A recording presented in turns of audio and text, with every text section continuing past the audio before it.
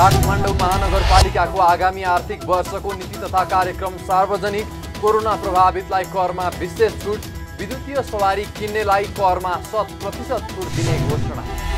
विद्युत प्रसारण लाइन निर्माणमा देखिएको समस्या समाधान गर्न सङ्घ र स्थानीय तहमा कार्यदल गठन, जग्गा र वनसँग सम्बन्धी कार्य मसान्तभित्र सम्पन्न गर्ने निर्णय। र धितोपत्र बोर्डले 51वटा कम्पनीको छानबिन सुरु गरेको कारण सेयर कारोबारमा उच्च गिरावट, दैनिक हुने कारोबार रकम घटेर 10 अर्ब 90 करोडमा सीमित। हामी छौं पल पल तपाईसँग, हिमाल पहाड तराईसँग, साथ छ हाम्रो बढ्ने कदमलाई, सलाम छ ती पोरखी हातहरूलाई, जिन्दगी सजाइदिन्छौँ हामी, हर सासको साथी बन्छौँ हामी, सुरक्षा अनि समृद्धि प्राण छ हाम्रो। आफू पनि बचाऊ, अरूलाई पनि बचाऊ। आजै नेपाल लाइफमा जीवन बिमा गरौँ।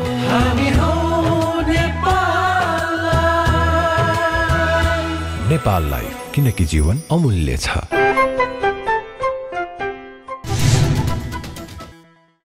नमस्कार, कारोबार समाचारमा स्वागत छ। अब समाचार विस्तारमा। काठमाडौँ महानगरपालिकाले कोभिड-19 को महामारीबाट प्रभावित करदातालाई विशेष कर छुट दिने भएको छ। बिहिबार काठमाडौँ महानगरपालिकाको आर्थिक वर्ष 2078-79 को नीति तथा कार्यक्रम सार्वजनिक भएको हो। महानगरपालिकाले सार्वजनिक गरेको नीति तथा कार्यक्रममा कोभिड-19 बाट प्रभावित करदातालाई विशेष छुट दिने व्यवस्था गरेको छ। महानगरपालिकाका प्रमुख विद्यासुन्दर साक्यले नीति तथा कार्यक्रममा कोभिड-19 प्रभावितलाई करमा छुट दिने बताउनु भएको हो। शहरी सेवा वितरणलाई थप प्रभावकारी बनाउन सरकारवाला निकायसँगको सहकार्यमा महानगरपालिका क्षेत्रमा अस्थायी रूपमा बसोबास गर्ने व्यक्तिको लगत राखिने पनि नीति तथा कार्यक्रममा उल्लेख गरिएको छ। बहालमा बस्ने व्यक्तिहरूको लगत र सम्झौता वडा कार्यालयमा पेश गर्ने घर धनीहरूलाई घर बहाल रकममा 10% वा 25,000 मध्ये जुन कम हुन्छ सोही रकम बराबर छुट दिने भएको छ। महानगरपालिकालाई बुझाउनु पर्ने कर, सेवा शुल्क तथा जरिवाना बैंकिङ वा विद्युतीय प्रणालीबाट भुक्तानी गर्ने सेवाग्राहीलाई सहुलियत दिने, करदाताहरू तथा सार्वजनिक निजी साझेदारी अन्तर्गत सञ्चालित कार्यक्रमहरूलाई छुट सहुलियत दिने काठमाडौँ महानगरपालिकाका प्रमुख विद्यासुन्दर साक्यले बताउनुभयो। कोभिड-19 बाट प्रभावित होटल, पर्यटन जस्ता व्यवसायलाई उल्लेख्य छुट दिने नीतिमा उल्लेख गरिएको काठमाडौँ महानगरपालिकाका प्रवक्ता ईश्वरमान डङ्गोलले जानकारी दिनुभयो। महानगरपालिका क्षेत्रमा अस्थायी रूपमा बसोबास गर्ने व्यक्तिको लगत राख्ने पनि नीति तथा कार्यक्रम उल्लेख गरेको छ। यसका लागि बहालमा बस्ने व्यक्तिहरूको लगत र सम्झौता वडा कार्यालय पेश गर्ने र घर धनीहरूलाई घर बहालमा रकममा 10% वा 25,000 मध्ये जुन कम हुन्छ सोही रकम बराबर छुट दिनेछ। यस कार्यको लागि निजी क्षेत्र समेत परिचालन गर्नेछ। महानगरपालिकालाई बुझाउनु पर्ने कर, सेवा शुल्क तथा जरिवाना बैंकिङ वा विद्युत प्रणालीबाट भुक्तानी गर्ने सेवाग्राहीले सहुलियत दिने र कोभिड-19 को महामारीबाट प्रभावित करदाताहरू तथा सार्वजनिक निजी साझेदारी अन्तर्गत सञ्चालित कार्यक्रमलाई छुट सहुलियत दिइनेछ। कोभिड-19 बाट प्रभावित व्यवसाय जस्तै होटल, पर्यटन लगायत क्षेत्रलाई उल्लेख छुट दिने नीतिमा उल्लेख छ। मेयर्स रिसर्च फेलोसिपलाई निरन्तरता दिनेछ। ज्येष्ठ नागरिकको उपचार गर्ने विशिष्टीकृत सेवा सहितको सुविधा सम्पन्न 100 बेडको काठमाडौँ महानगर विशेष अस्पताल निर्माण गरिने पनि नीति तथा कार्यक्रममा उल्लेख गरिएको छ। महानगरपालिकाका सबै वडा कार्यालयमा सञ्चालित सहरी स्वास्थ्य क्लिनिकको स्तरोन्नति गरी महानगरवासीलाई आधारभूत स्वास्थ्य सेवाको प्रत्याभूत गरिने पनि जनाइएको छ। त्यस्तै विशेषज्ञ चिकित्सकद्वारा महानगरवासीको निशुल्क स्वास्थ्य परीक्षण गर्ने प्रबन्ध मिलाइने पनि प्रवक्ता डङ्गोलले बताउनुभयो। कोभिड-19 बाट संक्रमित भएका बिरामीको स्वास्थ्य अवस्थाको निरन्तर निगरानी, परामर्श तथा उपचारको लागि कल सेन्टर सञ्चालन, मनोसामाजिक परामर्श, टेलिमेडिसिन सेवा, कोभिड परीक्षण, एम्बुलेन्स सेवा आइसोलेसन सेवा, कोभिड विशेष अस्पताल सेवा र अक्सिजन सपोर्ट लगायतका सेवा निशुल्क उपलब्ध गराइने पनि उहाँले बताउनुभयो। मनोसामाजिक परामर्श, टेलिमेडिसिन सेवा, कोभिड परीक्षण, एम्बुलेन्स सेवा, आइसोलेसन सेवा, कोभिड विशेष अस्पताल सेवा र अक्सिजन सपोर्ट लगायत सेवा निशुल्क उपलब्ध गराइने छ। नीति तथा कार्यक्रममा भनिएको छ ज्येष्ठ नागरिक उपचार गर्ने विशिष्टकृत सेवा सहितको सुविधा सम्पन्न 100 बेडको काठमाडौँ महानगर विशेष अस्पताल निर्माण गरिनेछ। अस्पताल सञ्चालन तथा व्यवस्थापन एक स्वायत्त संरचना वा सहकार्यबाट गरिनेछ। महानगरपालिकाका सबै वडा कार्यालयमा सञ्चालित शहरी स्वास्थ्य क्लिनिकको स्तरोन्नति गरी महानगरवासीलाई आधारभूत स्वास्थ्य सेवाको प्रत्याभूत गरिनेछ। विशेष चिकित्सकद्वारा महानगरवासीको निःशुल्क स्वास्थ्य परीक्षण गर्ने प्रबन्ध मिलाइनेछ। महानगरपालिकाले विद्युतीय सवारी करमा 100% छुट, महानगरवासीलाई नागरिक स्वास्थ्य बीमा कार्यक्रम, एक वडा एक नमुना विद्यालय कार्यक्रम, सम्पदा संरक्षणमा प्राथमिकता, नाकामा भेहिकल क्लिनिङ सेन्टर स्थापना लगायतका कार्यक्रमहरू पनि ल्याएको छ। प्रधानमन्त्री केपी शर्मा ओलीले यस वर्ष अघिल्ला वर्षहरूमा जस्तो तराईको भूभाग डुबानमा नपर्ने बताउनु भएको छ। हरेक वर्षको वर्षायाममा बाढी र पहिरोको कारण धनजनको साथै मानवीय समेतको ठूलो क्षति हुने गरे पनि सरकारको प्राथमिकतामा विपद व्यवस्थापन कहिले नपरेको भन्ने गुनासो आइरहँदा प्रधानमन्त्री ओलीले यस्तो बताउनु भएको हो। बुधबार साँझ राष्ट्रिय विपद जोखिम न्यूनीकरण तथा व्यवस्थापन राष्ट्रिय परिषदको 6औं बैठकलाई सम्बोधन गर्दै उहाँले नेपाल भारत सीमा क्षेत्रमा लगाएको बाँध पहिले खुल्ला नछोडिने गरेका कारण डुबान भएको भन्दै यस वर्ष बाँधलाई खोलिएको बताउनुभयो। अन्य विभिन्न ठाउँमा पनि बाँध खोलिँदै जाने भन्दै उहाँले बाँधका कारण नेपाली भूमि डुबानमा पर्ने विषयमा अध्ययन गर्न संयुक्त टोली आवश्यक रहेको र त्यसका निम्ति काम गर्न निर्देशन समेत दिनुभयो। यो हाम्रो देशको भूखण्ड नै यस्तो छ, बाढी जान्छ, कटान हुन्छ, डुबान हुन्छ। अहिले हामीले भारत सरकारसँग पहिले जस्तो चाहिँ पहिले सिमानामा बाँधिराखेका हुन्थ्यो चुपचाप हुन्थ्यो सरकार, पहिले हामीले कुरा गरेका छौँ। 3 वर्ष अगाडि मैले भारत सरकारसँग कुरा गरेर खोल्ने कामलाई अगाडि बढाएका छौँ। हाम्रो अलिकति संयुक्त सर्वे टोलीले काम गरेर केही ठाउँहरूमा हामीले सफलता पाएका छौँ, केही ठाउँहरूमा खोल्ने काम भएको छ, डुबान कम भएको छ। गत वर्ष त्यति बढी पानी पर्दाखेरि पनि गत वर्ष पनि औधी वर्षा हो, तर पनि डुबान त्यस्तो हुन पाएन, किनभने जुन डुबान क्षेत्र हो त्यहाँ चाहिँ हामीले अलिकति खोलेका छौँ। र अरू ठाउँहरूमा पनि खोल्दै जान आवश्यक छ। यसका निम्ति जोइन्ट टोलीले सर्वे गर्ने, जोइन्ट टोलीले निर्णय गर्ने र यो ठाउँमा यसरी खोल्न जरुरी छ। मतलब त्यो खास गरी जोइन्ट टोलीलाई खटाउनु पर्ने यही बेला हो।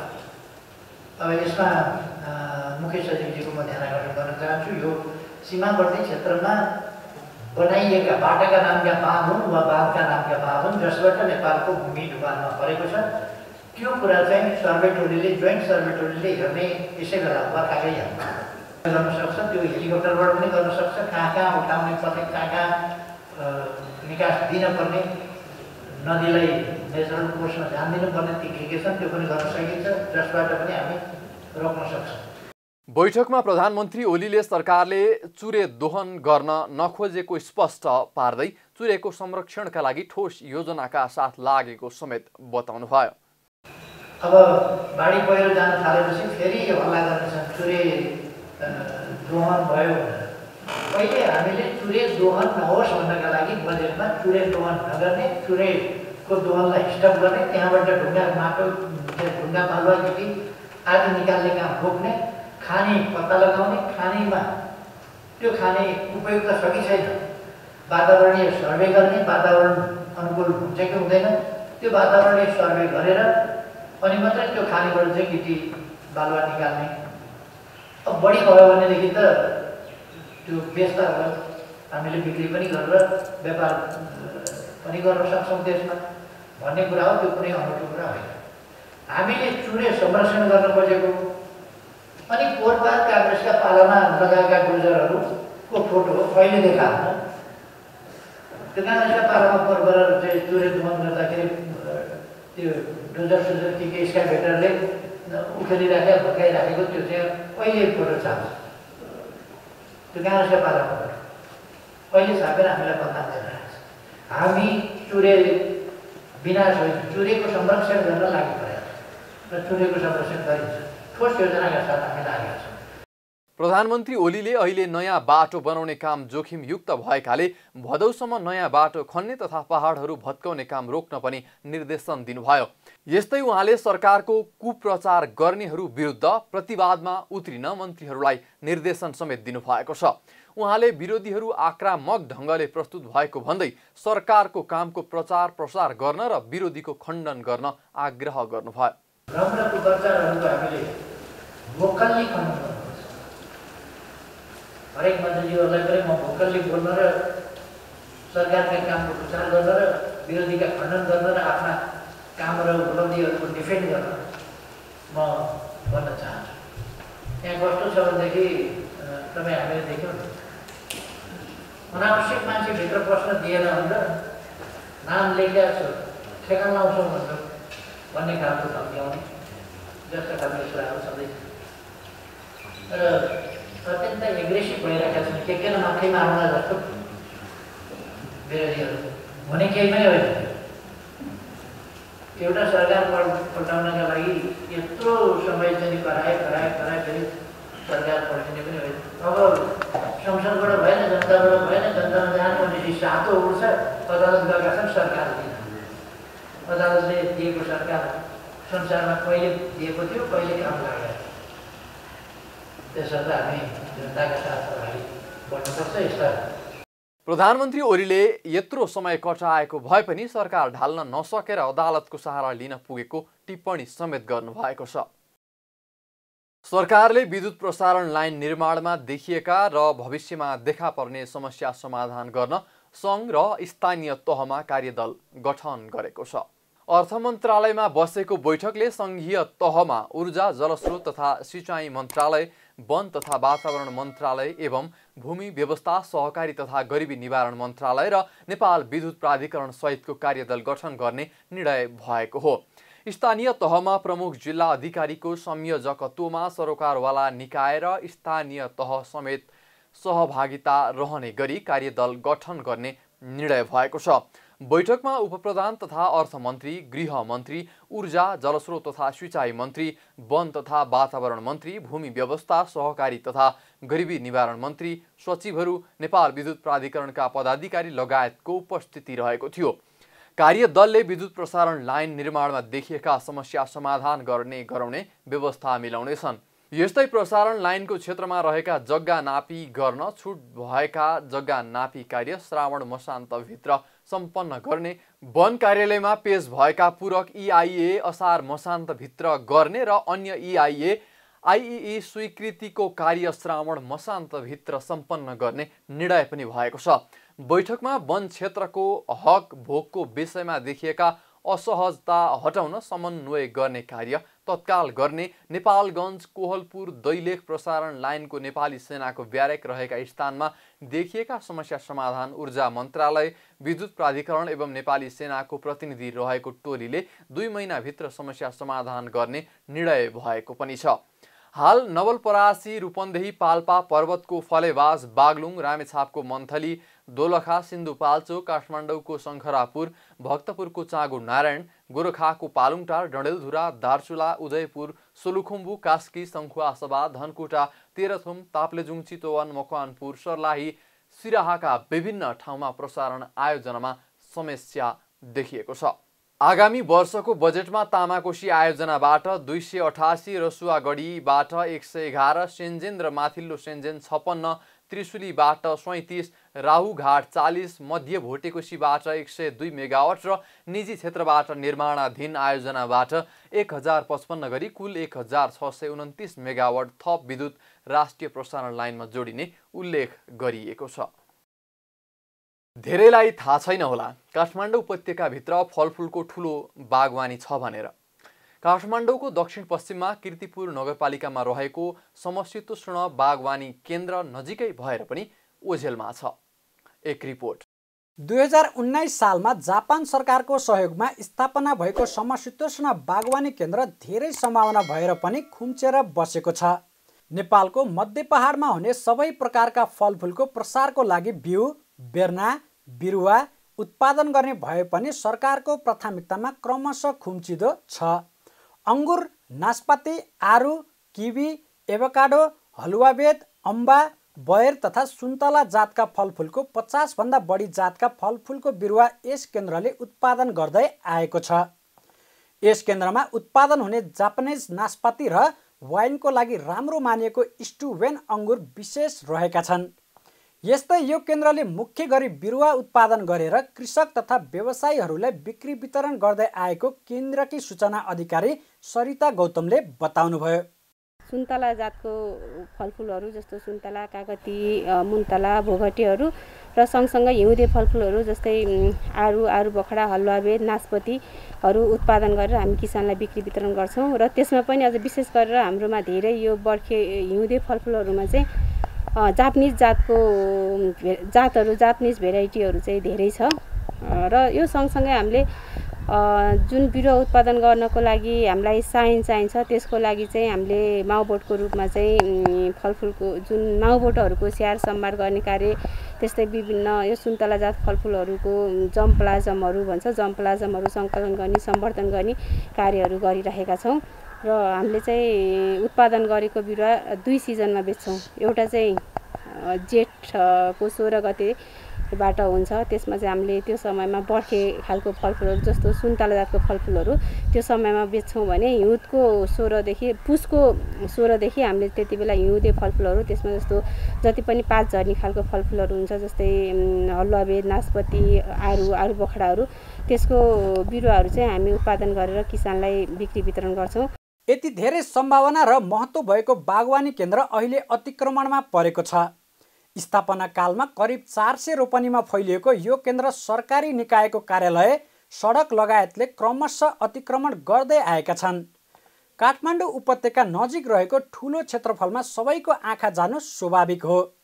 400 रोपनीमा फैलिएको यो बागवानी केन्द्र अहिले 275 रोपनीमा खुम्चन पुगेको छ। सरकारले यसको महत्त्वलाई नबुझ्ने र प्राथमिकतामा नराख्ने हो भने खुम्चिएर सकिन बेर लाग्दैन। फार्मको आफैमा हेर्दा चाहिँ यो पहिला 400 रोपनी क्षेत्रफलमा फैलिएको थियो। अहिले हामी खुम्चिँदै करिब 2.25 को हाराहारीमा छौँ। त्योभित्र पनि यहाँ स्ट्रक्चर, रोडहरू, फर्महरू छ, स्टोर रुमहरूदेखि लिएर र उत्पादन ब्लकहरू देखेर फरक छ। र बिरुवै उत्पादन गर्ने ब्लक त हाम्रो जम्मा 2 हेक्टरमा झरिसकेको छ। यो क्रमशः घट्दै गएको कारणले माग बढ्दै गएको छ। हामीले क्षेत्रफल घट्दै गएकोले हामीलाई चुनौती छ र यसमा सकेसम्म हामी गुणस्तरीय बिरुवा उत्पादन गर्नुपर्ने अहिलेको आवश्यकता हो। किनभने धेरै उत्पादन गर्नु मात्रै भन्दा नि गुणस्तरमा जानुपर्ने भएकोले हामीले यहाँ जालीघर, टिस्यु कल्चर यो प्रविधिलाई अनुसरण गरेका छौँ। र सङ्ख्यात्मक रूपमा पब्लिकको, जनताको माग हो भने गुणस्तर हाम्रो माग हो र अहिलेको आवश्यकता पनि हो।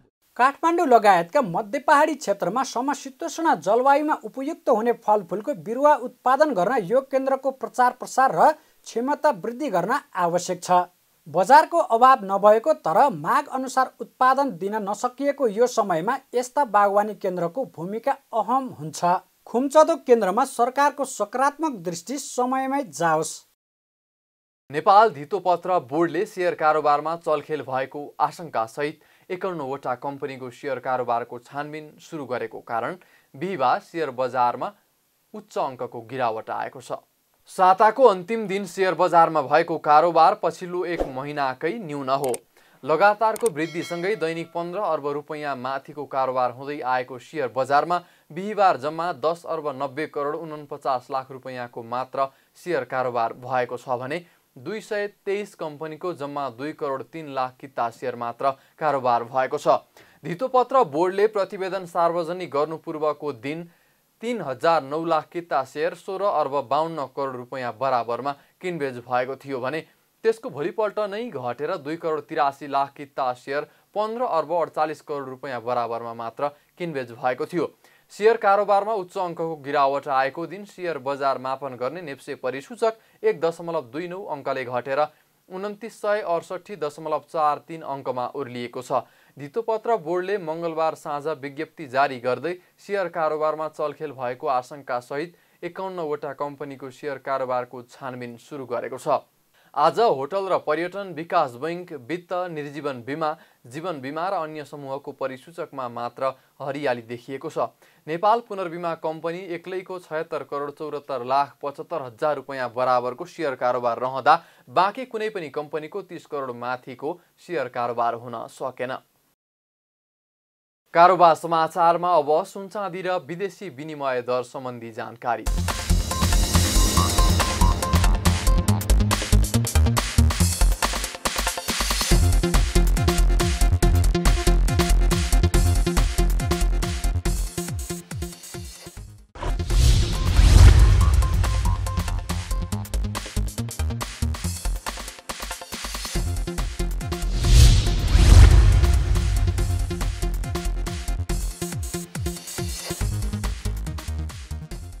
बिदा हुनु अघि अहिलेसम्मका प्रमुख समाचार फेरि एकपटक। काठमाडौँ महानगरपालिकाको आगामी आर्थिक वर्षको नीति तथा कार्यक्रम सार्वजनिक। कोरोना प्रभावितलाई करमा विशेष छुट। विद्युतीय सवारी किन्नेलाई करमा 100% छुट दिने घोषणा। विद्युत प्रसारण लाइन निर्माणमा देखिएको समस्या समाधान गर्न सङ्घ र स्थानीय तहमा कार्यदल गठन। जग्गा र वनसँग सम्बन्धी कार्य मसान्तभित्र सम्पन्न गर्ने निर्णय।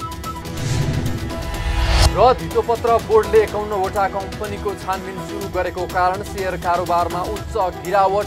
दैनिक हुने कारोबार रकम घटेर 10 अर्ब 90 करोडमा सीमित।